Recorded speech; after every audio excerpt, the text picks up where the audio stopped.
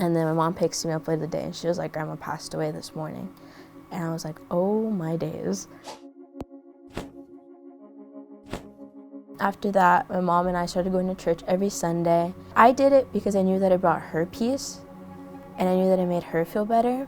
But I always felt like it was more of my mom's faith than it was mine.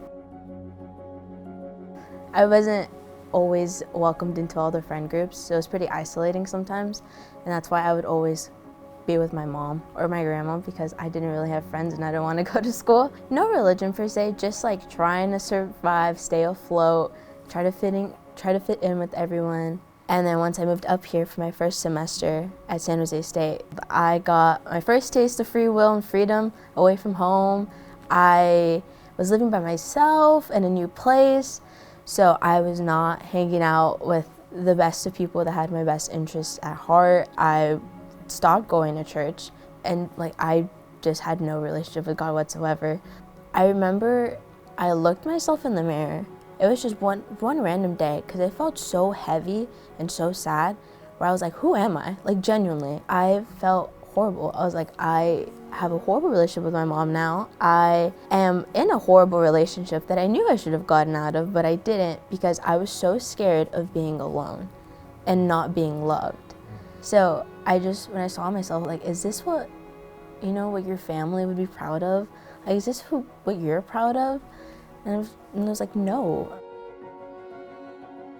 After that, I got the chance to go work for a summer camp. It was a Christian summer camp, and I remember Kelsey, she was preaching the gospel to us, and I was like, okay, I've heard this a million times, like I know this, but there's something different about that night where I don't know if it's just the way she was saying it or just like the sincerity in her voice that could be heard. It was such a weird feeling because I felt so much peace. And I feel like for the first time ever, I felt like a true sense of belonging. Like, no, I was sent here and God chose me to come here I felt like for exactly that, for me to have that moment with him. And next thing you know, like my hands are up in the air and I feel like I genuinely surrendered to God. And then coming back, I made sure I took the initiative to continue nurturing my relationship with God. I obviously started going to church. I started hanging around better people that were honestly better influences. Just getting to know God and knowing that there is someone who's protecting me. There is someone who loves me. He is the good shepherd, right? He will protect me. He knows me by my name. He loves me.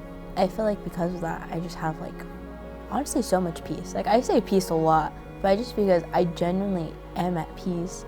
I went from being insecure and seeking validation from other people or just worldly things. And I was like, I don't need that. I really don't. Don't get me wrong, my life is still not perfect. I go through my lows and they are pretty hard sometimes. But I also have a calmness to me knowing that I will be okay. If I pray about it and truly surrender it and give it to God, he will work his way and everything will be okay.